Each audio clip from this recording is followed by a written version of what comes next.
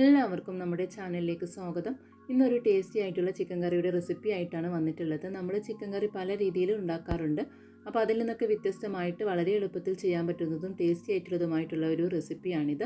അപ്പോൾ നമുക്ക് ഒട്ടും സമയം കളയാതെ ഈ ടേസ്റ്റി ആയിട്ടുള്ള ചിക്കൻ കറി എങ്ങനെ ഉണ്ടാക്കാം എന്ന് നോക്കാം. അതിനായിട്ട് ഞാനിപ്പോൾ ഇവിടെ 1/2 കിലോ ചിക്കൻ എടുത്തിട്ടുണ്ട്. ഇതുപോലെ ചെറിയ കഷ്ണങ്ങളാക്കി മുറിച്ചെടുത്തതാണ്. ഞാനിപ്പോൾ എല്ലില്ലാത്ത കഷ്ണങ്ങളാണ് എടുത്തിട്ടുള്ളത്. എല്ലുള്ള കഷ്ണങ്ങളും വേണമെങ്കിൽ എടുക്കാം.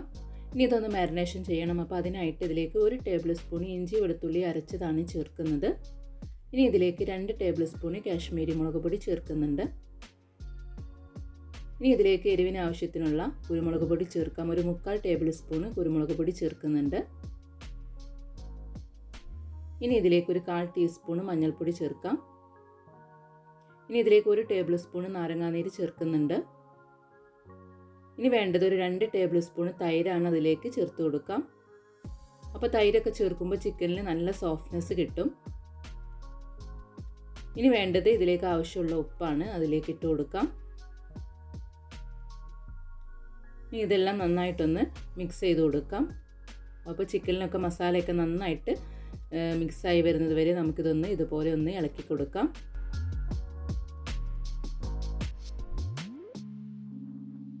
ഇനി ഇത് കുറഞ്ഞത് ഒരു അരമണിക്കൂറെങ്കിലും റെസ്റ്റ് ചെയ്യാൻ വേണ്ടിയിട്ട് മാറ്റി വെക്കണം. ഇനി ഒരു ഫ്രൈ പാൻ ചൂടാകാൻ വെച്ചിട്ടുണ്ട്. നന്നായിട്ട് ചൂടായി വരുന്ന സമയത്ത് ഇതിലേക്ക് ആവശ്യത്തിനുള്ള ഓയിൽ ഒഴിച്ചു കൊടുക്കാം. അപ്പോൾ ഞാനിപ്പോൾ ഇവിടെ കുറഞ്ഞ ഓയിലാണ് ഇത് ഫ്രൈ ചെയ്തെടുക്കുന്നത്. ഡീപ് ഫ്രൈയും ചെയ്തെടുക്കാം. ഇനി ഇതിലേക്ക് മാരിനേറ്റ് ചെയ്ത് വെച്ച ചിക്കൻ കഷ്ണങ്ങൾ ഓരോന്നായിട്ട് ഇട്ട് കൊടുക്കാം.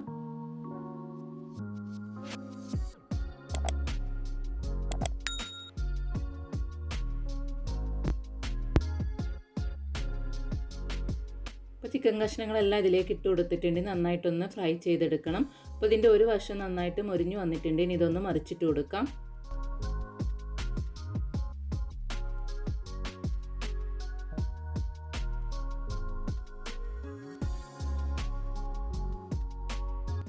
അപ്പോൾ ചിക്കൻ്റെ 2 വശവും മൊരിഞ്ഞു വന്നിട്ടുണ്ട്. ഇനി ഇത് എണ്ണയിൽ നിന്നും മാറ്റാം. ഇനി ഇതേ രീതിയിൽ തന്നെ ബാക്കിയുള്ള ചിക്കൻ പീസസും ഒന്ന് ഫ്രൈ ചെയ്തെടുക്കാം.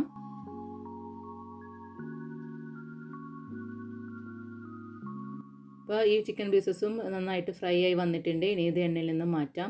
ഇനി ഒരു കടായിലേക്ക് 2 ടേബിൾ സ്പൂൺ ഓയിൽ ഒഴിച്ച് കൊടുക്കാം. ഓയിൽ നന്നായിട്ട് ചൂടായി വരുന്ന സമയത്ത് 2 സവാള ചെറുതായിട്ട് ചോപ്പ് ചെയ്തതാണ് അതിലേക്ക് ഇട്ട് കൊടുക്കുന്നുണ്ട്. ഇനി സവാള ഒന്ന് നിറം മാറുന്നത് വരെ ഒന്ന് വഴറ്റിയെടുക്കാം.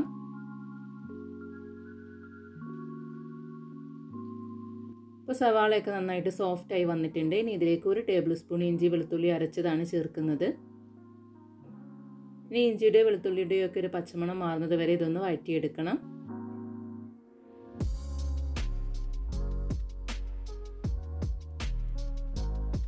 ഇപ്പോൾ ഇഞ്ചിയും വെളുത്തുള്ളിയും സവാളയൊക്കെ നന്നായിട്ട് വഴന്ന് ഇതിൻ്റെ കളറൊക്കെ മാറി വന്നിട്ടുണ്ട്.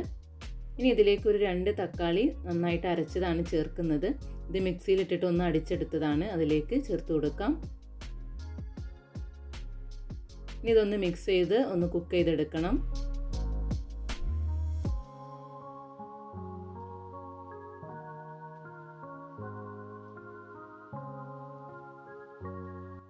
ഇപ്പോൾ തക്കാളിയൊക്കെ കുക്കായി വന്നിട്ടുണ്ട്.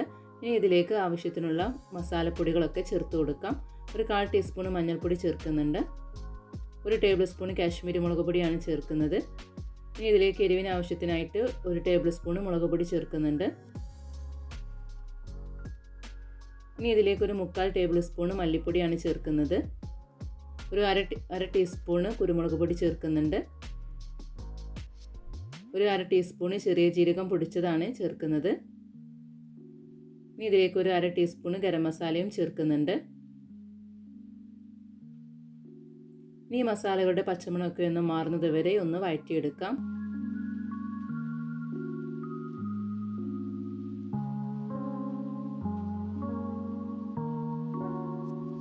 ഇനി ഇതിലേക്ക് ആവശ്യത്തിനുള്ള ഉപ്പ് ചേർക്കാം. മസാലയൊക്കെ നന്നായിട്ട് മൂത്ത് എണ്ണ തെളിയുന്നത് വരെ ഒന്ന് വഴറ്റിയെടുക്കണം. മസാലയൊക്കെ നന്നായിട്ട് മൂത്ത് വന്നിട്ടുണ്ട്. ഇനി ഇതിലേക്ക് ഫ്രൈ ചെയ്ത് വെച്ച ചിക്കൻ പീസസ് ഇട്ട് കൊടുക്കാം. ഇതൊന്ന് മിക്സ് ചെയ്ത് കൊടുക്കാം. അപ്പോൾ നമുക്കിതൊരു ഗ്രേവി ആയിട്ടാണ് വേണ്ടത്. അപ്പോൾ നമ്മുടെ ഗ്രേവിക്ക് ആവശ്യമുള്ള വെള്ളം ഒഴിച്ചു കൊടുക്കണം. അപ്പോൾ ഞാനിപ്പോൾ ഇതിലേക്ക് 1 കപ്പ് വെള്ളമാണ് ചേർത്ത് കൊടുക്കുന്നത്.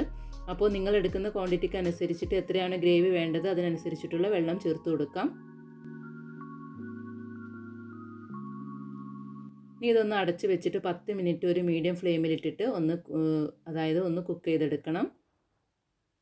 അപ്പോൾ 10 മിനിറ്റ് കഴിഞ്ഞിട്ടുണ്ട്. നമുക്കിതൊന്ന് തുറന്ന് നോക്കാം. ഇപ്പോൾ ആ ഗ്രേവിയൊക്കെ നന്നായിട്ട് കുറുകി അതിൻ്റെ എണ്ണയൊക്കെ മുകളിലോട്ട് തെളിഞ്ഞു വന്നിട്ടുണ്ട്. അപ്പോൾ ഈ സമയത്തിന് നമുക്ക് വേണമെങ്കിൽ കഴിക്കാം. പക്ഷേ ഇതിലേക്ക് കുറച്ച് ഇൻഗ്രീഡിയൻസ് കൂടെ ചേർക്കാനുണ്ട്. നല്ല മണമൊക്കെ വരുന്നുണ്ട്. ഇനി ഇതിലേക്ക് ചേർക്കുന്നത് ഒരു 1/2 കപ്പ് ഫ്രഷ് ക്രീമാണ്.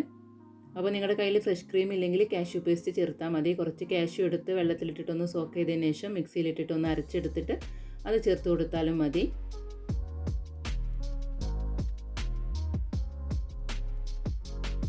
ഇനി ഇതിലേക്ക് ചേർക്കാനുള്ളത് കുറച്ച് കസൂരി മേത്തിയാണ്. കസൂരി മേത്തി നന്നായിട്ടൊന്ന് റോസ്റ്റ് ചെയ്തിട്ട് പൊടിച്ചെടുത്തതാണ്. അതൊരു ടേബിൾ സ്പൂണോളം ചേർക്കുന്നുണ്ട്.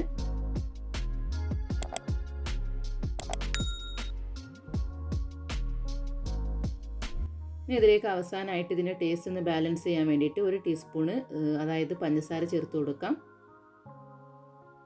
അപ്പോൾ നമ്മുടെ ടേസ്റ്റി ആയിട്ടുള്ള ഈ കറി ഇപ്പോൾ ഇവിടെ റെഡി ആയിട്ടുണ്ട്. അപ്പോൾ എല്ലാവരും ഇതൊന്ന് ട്രൈ ചെയ്ത് നോക്കുക. നമുക്ക് വളരെ എളുപ്പത്തിൽ ചെയ്യാൻ പറ്റുന്ന നല്ല ടേസ്റ്റി ആയിട്ടുള്ളൊരു ചിക്കൻ ടിക്ക മസാലയാണിത്. അപ്പോൾ നമുക്ക് എന്തിൻ്റെ കൂടെ സൈഡ് ഡിഷായിട്ട് കൊടുക്കാൻ പറ്റിയ നല്ലൊരു കറിയാണിത്. അപ്പോൾ എല്ലാവർക്കും ഈ റെസിപ്പി ഇഷ്ടമായി എന്ന് വിശ്വസിക്കുന്നു. അപ്പോൾ ഇഷ്ടപ്പെട്ടാൽ നമ്മുടെ ചാനൽ സബ്സ്ക്രൈബ് ചെയ്യാൻ മറക്കരുത്. തൊട്ടടുത്തുള്ള ബെല്ലൈക്കൻ എനേബിൾ ചെയ്ത് ഓൾ എന്ന ഓപ്ഷൻ എടുത്താൽ ഞാനിടുന്ന വീഡിയോസിൻ്റെ നോട്ടിഫിക്കേഷൻ നിങ്ങൾക്ക് കിട്ടുന്നതാണ്. അപ്പോൾ വീണ്ടും ഇതുപോലെ ഈസി ആയിട്ടുള്ളത് അതുപോലെ ടേസ്റ്റി ആയിട്ടുള്ളതുമായിട്ടുള്ള റെസിപ്പിയുമായിട്ട് ഞാൻ വരുന്നതാണ്. Thank you.